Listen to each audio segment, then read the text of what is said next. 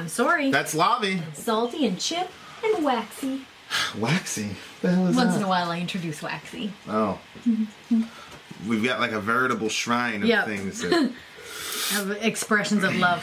Somebody's, I tell you about that, somebody said, stop calling your inanimate... I know, a few people have said that they don't like it that we do that. Luckily, there's a 15-minute skip button that you can press. 15-second. When you're watching YouTube videos. Yeah. Just click it one time and we'll be past it. Okay, guys, Slipknot. This is Slipknot. Killpop. Killpop. Sounds very interesting. This is on the... this is one from the Grey Chapter.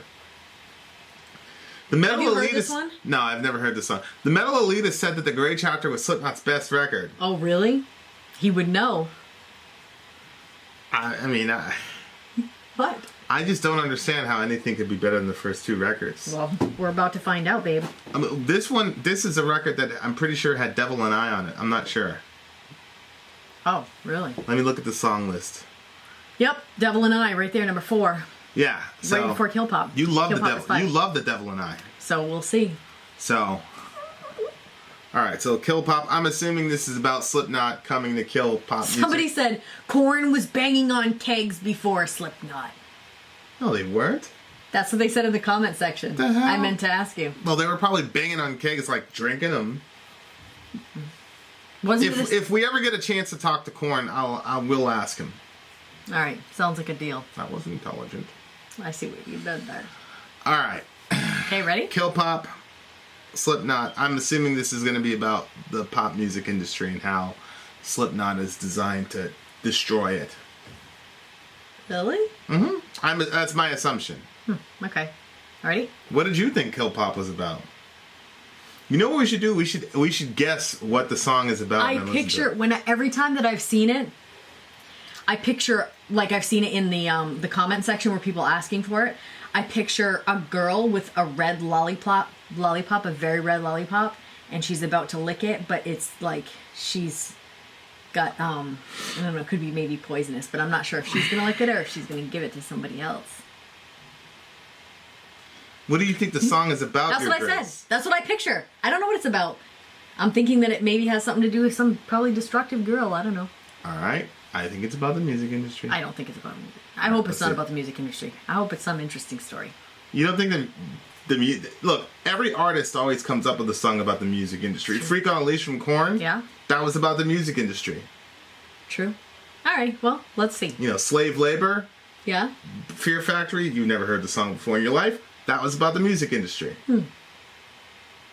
Anyway, we should do some Fear Factory. Maybe we'll do a Fear Factory after this one. Okay. Okay, ready? Go. Go!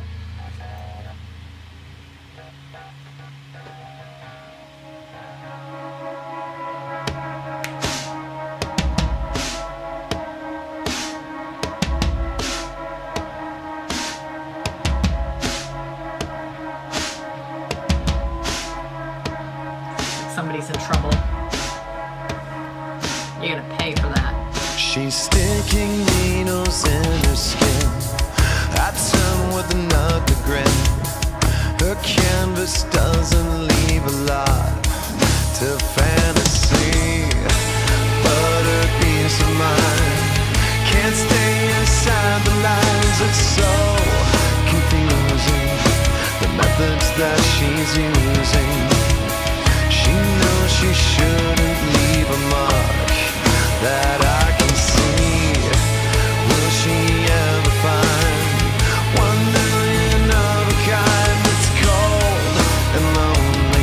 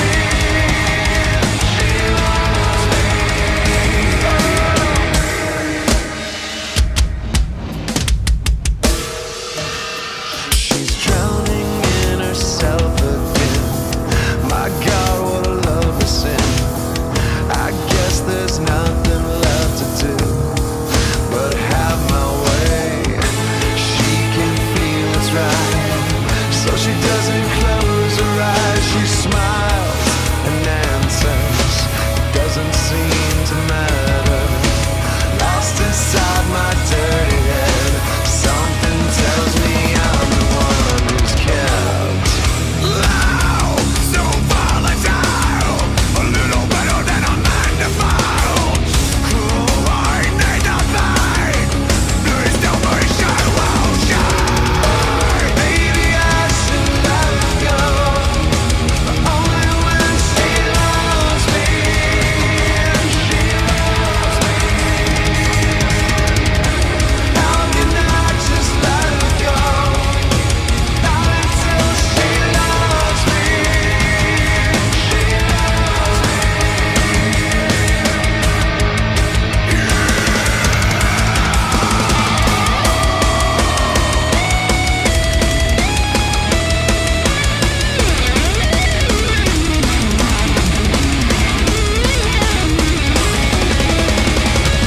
To be together, no dying fucking lover. We were made to hurt each other. No dying fucking lover. Dying fucking lover. Dying fucking lover. Dying fucking lover. Oh. Okay. Is that the music industry, babe? Of course. What do you mean, of course? The whole thing. No, it's about a relationship. Well, yeah. Something takes a part of me. You and I were meant to be a cheap fuck for me to lay. Something takes a part of me. That's Freak on a Leash. It's about the music industry. Doesn't that sound like a What? relationship? Yeah. Okay. These guys have a relationship with the music industry. Are you serious? What do you mean? What? I thought, but why does it say It's called Killpop, Your Grace. she's sticking needles in her skin? I turn with an ugly grin. I think that it's a girl that uses and she's not. Why call it Killpop? What the hell does kill? You mean it kills? I don't know what kill pop is supposed to mean. Pop music, yeah. Well, what do you think it's about? Was your Killpop. was your So, like, their lollipop intention was is your to- lollipop in there? Yeah. Where was The, where was the lollipop? Your there's Grace? not a lollipop, but it was the idea that she had the power to hurt him. Or hurt herself. And Will in the she song, ever both is find? happening. Will she ever find 1 million of a kind? What's that? You know what I think it is? I think it's every musician thinks they're one of a kind, but they're really there's millions of them. There's millions of musicians. So what is he saying? Her canvas doesn't leave a lot to fantasy. That sounds like art, doesn't it? Talking about the art form. You know, when you talk about a woman and you say that she doesn't leave much to the imagination, it's a criticism of her. It's saying Yeah. that she's dressing Yeah. skimpily to gain attention. So Yeah. her canvas doesn't leave a lot to fantasy. It's like that's pop music. It's just out there, and you don't have to do any work. Like, do you think, like, the half-hour reviews that we do, you think that we'd be able to do that with Britney Spears? Like, no disrespect to her, but do you think we'd be able to do that? Like, it's all there. There's nothing to dig into. There's nothing to look at. It's just all there. That's pop music. Oh, well, okay. But of course, it can double as a song about a relationship, which it seems that you're inclined to do. I like relationship songs better than music industry songs because I don't have anything to do with the music industry. Yeah, it's very strange. You mean you don't have anything to do with the music industry? You're a part of it. I don't have a problem You're with part the of it music now. Did industry. you hear what the homie said? He Yeah. said you're the media now. Yeah, but I don't have a problem with the music industry because they're not forcing me to say anything or do certain types of music. Or, The music industry can't force anybody to do anything. well, But these guys feel like they're whoring themselves out. That's why he said, if you scroll down in the second verse, I'm so volatile, a little better than a man defiled. Because he feels so like please tell me she won't change. Who? music, his love for music, the thing that got him into music, the thing that saved his life probably. Because all these people, I mean, I'm like that. Everybody who's listened to metal, that loved metal, Yeah. like it meant something deeper than the shit that. So when you become a metal musician, And then, it's like you're making the music for the pure love of the music. Yeah. But then the real world of finances comes in. You know that. We had that conversation yesterday with someone. Where it's like finances comes in, and it's like all these guys got families. So it's like, do you sell out? Which a lot of people accuse Slipknot of selling out. So it's like, or Metallica, same shit. Like, and I think every band that I've never heard a band admit that they sold out. They always say, we wanted to do something different or whatever, challenge ourselves with the music. But it's like, I think at some level, it's just a matter of degrees of selling out. I think it's a matter of degrees, which is blasphemy to Slipknot fans. But I think there's degrees of selling out that has to happen, and there's a residual guilt that you feel for doing so. You mean as they're getting bigger and... As you're getting bigger and a record label says, hey, you could move 3 million units if you did X, Y, and Z. Yeah. So it's like, they all have to do, it's like Ticks and Leeches with Tool, right? They had to, Yeah. So like the record industry kind of, if your art form is like, if all your value is based on how true to your soul your art form is, and you feel like a certain, and it doesn't necessarily mean, like what's interesting with Ticks and Leeches was heavy music, because of Slipknot, was becoming popular. So then the label was saying, you guys got to do a heavy track. Yeah. But, so it's all popular. So it's interesting because like everybody has to kind of, meet in the middle. Mm-hmm. It's just the flavor of the week.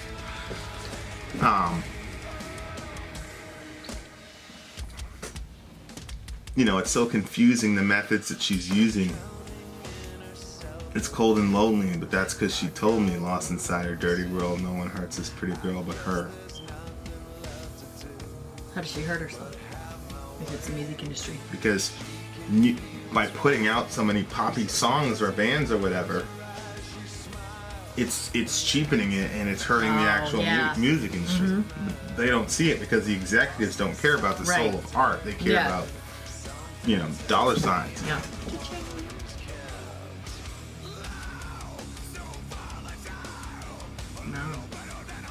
But that doesn't mean it can't be about a relationship, because this is a common tactic. It's a common literary device. Mm-hmm. Is to do both. It's to compare your affliction or whatever to a woman or a relationship. Mm-hmm. So like in the Lamb of God song, 11th Hour, where he was saying the dark mistress of many beholden to, like, that's alcohol. Yeah.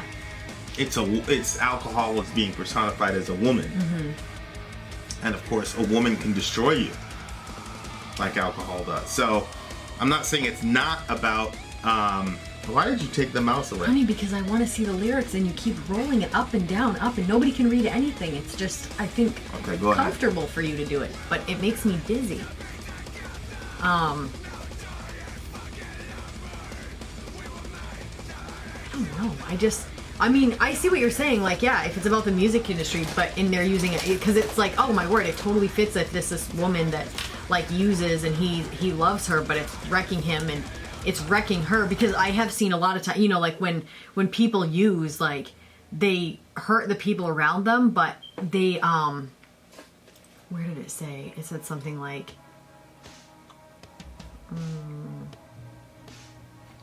damn it.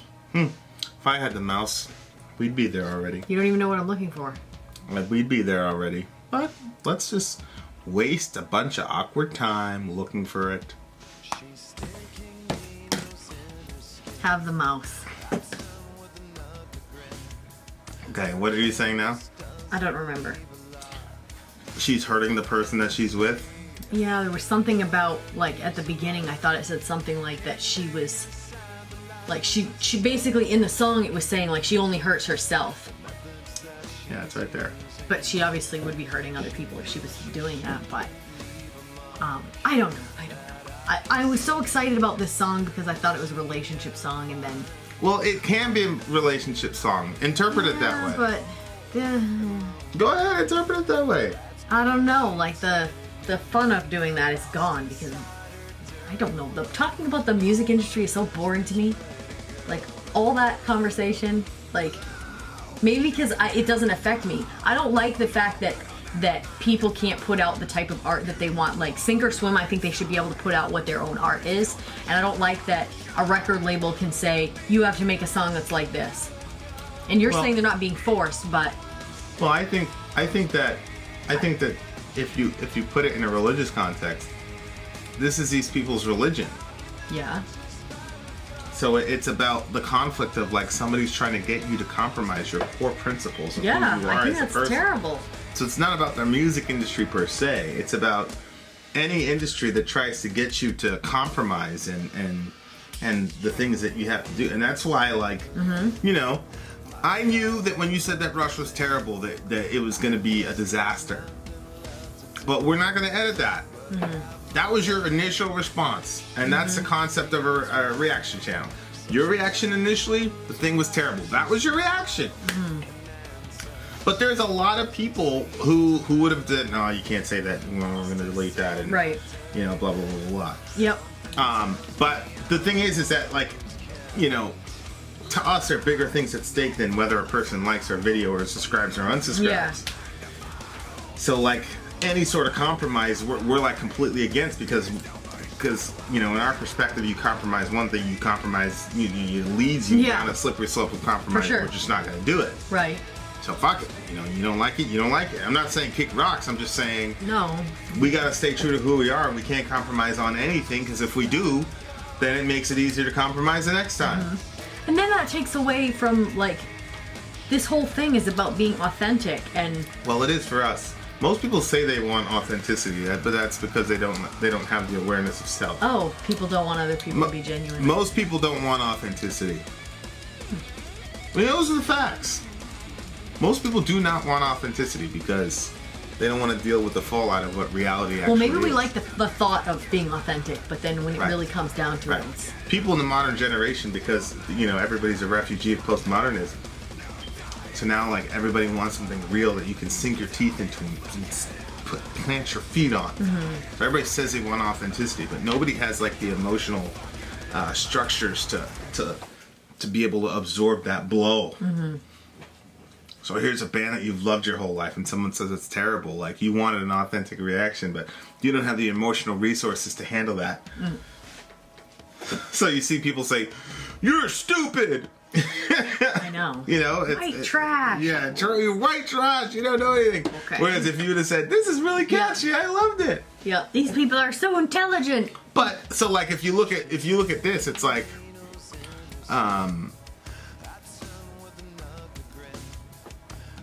you know, it's a cognitive dissonance that a person goes through when they're being asked to compromise, and they do.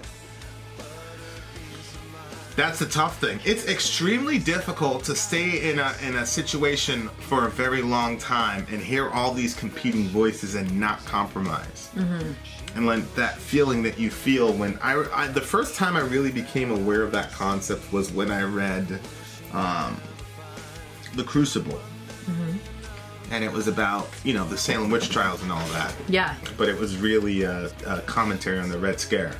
McCarthyism. It was a, you know, it was a double the entire story was a double entendre. Yep. And it's like that was the first time when I had a codified sort of, you got to be a man of your principle and you got to stand on who you are as a person, and you cannot let any competing voices or whatever change who you are at the core of your being. But there are a lot of voices that try to get you to do that. Some of them are like adversarial, in which I'm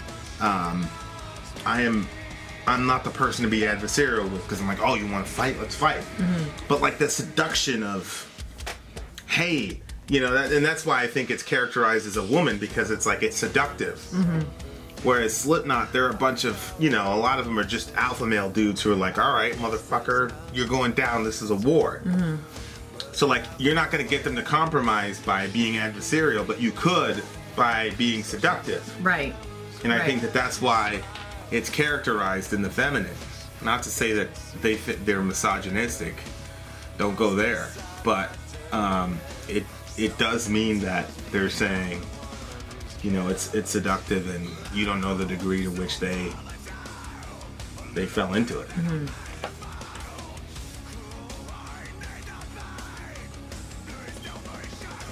It's an interesting course. Maybe I should let her go only when she loves me.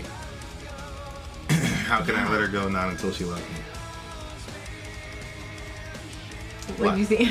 I mean, if it's about the music industry, well, forget maybe it. Forget about the music industry. Just make it a relationship. I can't go back to that romantic thought process anymore. It's gone. How is this romantic? I always like even if it was about a relationship, this is not die and love me. Like, what's wrong with you? How is that romantic? No, I just like the whole idea of like sticking with somebody. I mean, she's dying or they're dying. We were meant to hurt each other. Like that's. Well, I that's think romantic that, to you? No, not hurting each other, but like,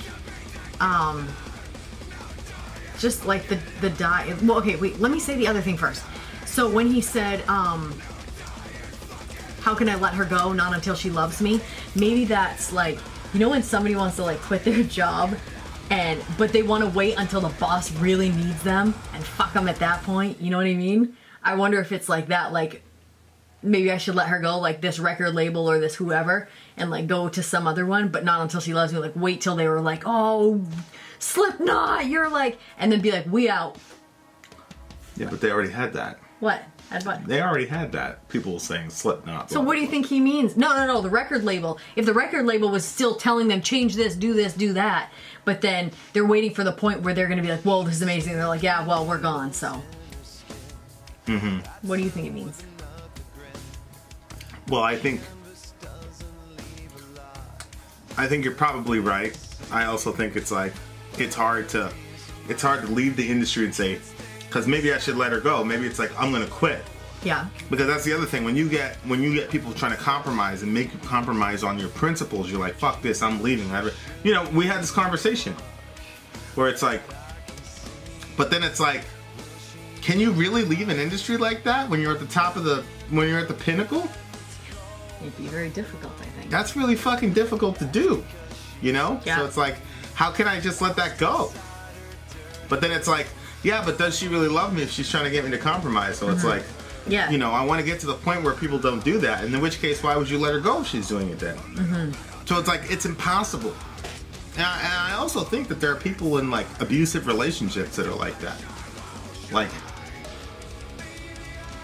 how could you let this person go? Like we were talking about somebody and we were like, and you were like, the person was like beneath her, completely ridiculous, abusive, terrible, and like she stayed, and you're like, why is she staying with this guy? And I said, well, I mean, she doesn't think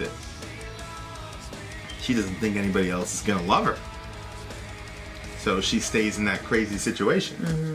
So I mean, it's kind of like I said, there's a ton of parallels, because he's basically paralleling their relationship with the music industry to a bad abusive relationship that ends in death. We were meant to hurt each other. I mean, good night. But we're let's say that you thought it was about a girl or a relationship, like she's sticking needles in her skin. I turn with an ugly grin. So, but then the next one, so I was like, why would he turn with an ugly grin? Like, and then it says her canvas doesn't leave a lot to fantasy.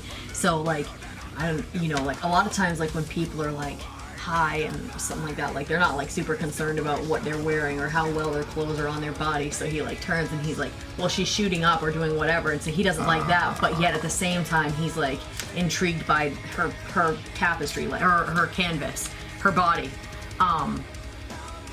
But her peace of mind can't stay inside the lines. So when she's having the drug, like it gives her like that peace, but it can't stay inside those lines because it's so confusing, the methods that she's using.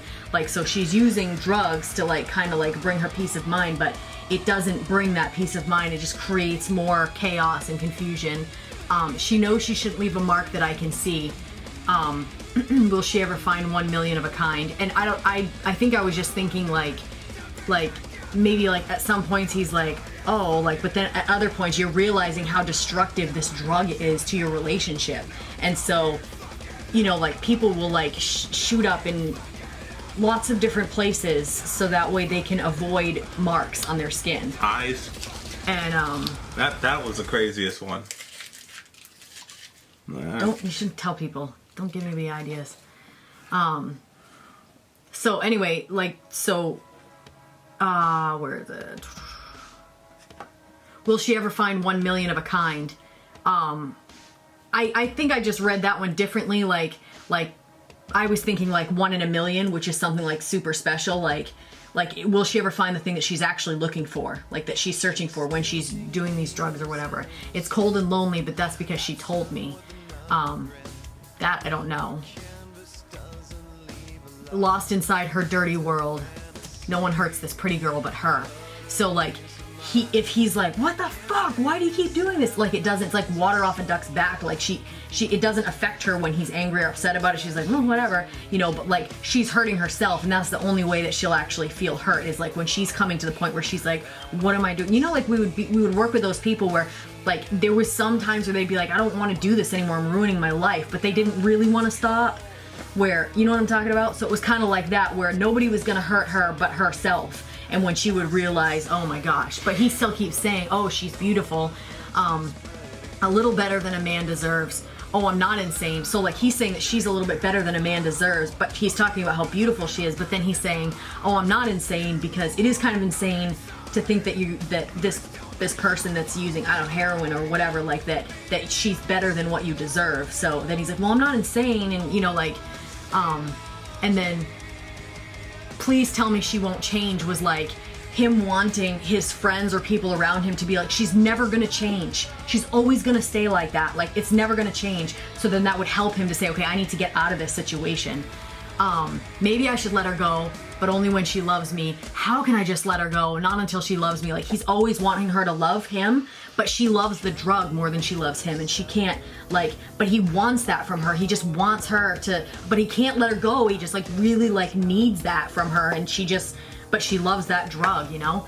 And then where she's drowning in herself again. My God, what a lovely sin. Like, when like she's like in like indulging in it and stuff like that, like maybe like when she's not all crazy and like needing all of like what do they say, fiending?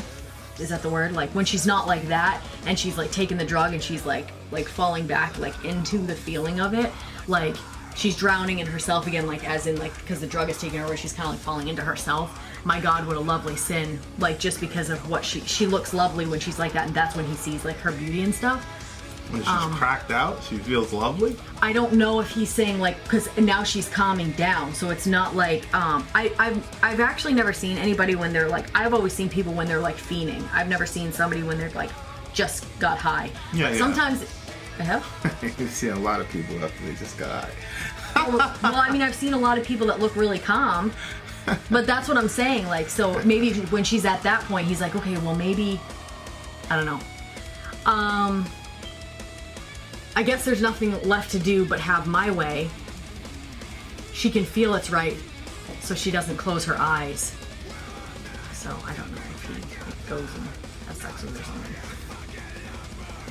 She smiles and answers, it doesn't seem to matter. Lost inside my dirty head. Something tells me I'm the one who's kept.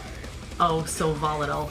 I think that it's just, oh, I need the pain, please tell me she won't change. Like, he a little better than a man defiled. Like, I think that he is like, ugh, like, what is all of this? And then, maybe I should let her go. So the whole thing, it's just like, but then at the end, like, he doesn't get away from her. He doesn't let her go. He says, maybe we were meant to be together. Now die and fucking love me. We were meant to hurt each other, because if I'm right about, like, if he, like, went, like, and, like, was, like, intimate with her at, like, that point, like, then he would be like, well, because he says the word defiled or something. So that's kind of why I was thinking. Yeah, a little better than a man defiled. It's in blue. Yeah, because it says, like, because he says this is nothing else to do but have my way. And at the beginning he was saying, like, that he, like, how he was, like, looking at her. She can't feel it's right, she doesn't close her eyes. So it kind of sounds like she can feel it's right, so she doesn't close her eyes. So I don't know, like, maybe it, like, he was doing well. She smiles and answers. it doesn't seem to matter, lost inside my dirty head. Like, now he's not like in her thing, she's like in his dirty head. But then he talks about being a man defiled. And then, so then he says, like, maybe we were meant to hurt each other because, like, I don't think that he can, then he says, now die and fucking love me. I don't know why he's saying to die. Like, that didn't, I had, like, a story for every line, but not that one. The song is called Killpop. And Yeah. at the end of the song, he kills Her? Well, if it was the story I was saying, you think he ended up, is that what his way is? says die. So you think, okay, so if it's The a song is relationship- entitled Kill. Babe, I know. And it ends with someone Dying. telling someone else Okay. to die. So then maybe what he's doing, so maybe I was like, maybe it's not like something sexual, maybe it's that he's killing her. Is that what you're thinking? That's pretty crazy. I don't think Which, it's about an yeah, but if actual it was relationship. about a relationship, then that's what it would be probably, because then he says we were meant to hurt each other, because she's been hurting him all along. And now, but it's weird because before he was saying like she couldn't hurt him. Where Like, does well, it no, say? I mean that she could only hurt herself, but now he's hurting her because they're hurting each other. That's when he says, "Die and fucking love me." So interesting. That's some shit you would say. No, like, no, not like that. Like, Nicely? You'd say it nicely? It'd probably be a question. Why don't you love me? As you're stabbing me to death or something no, like that. as I'm dying. Oh, that's right. I can't talk about that. I can only talk about you dying. I forgot. You're ridiculous. What do you give the song? Oh, 9. I liked it. A 9! You gave Mother North a 5. Yeah. And you gave this a 9. Yeah, I liked this one, and I didn't really like Mother North. I just... Although when you interpret it as the boring industry, It's called Kill. I understand that. But I'm just saying, I can't believe we're having this discussion. I understand.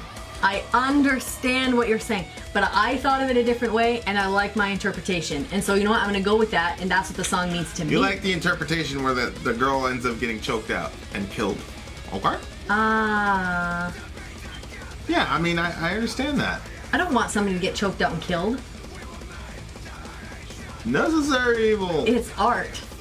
It's a 4.8. I like when he talks about her body at the beginning. You should think such things. It's a 4. What? That you stick needles in your skin? No. That you're skinny? No. And that you're... What are you talking about? What part of it... What does No, he even the way describe? He doesn't even describe her body. The What are way you that talking I about? interpreted it. He turns an ugly grin.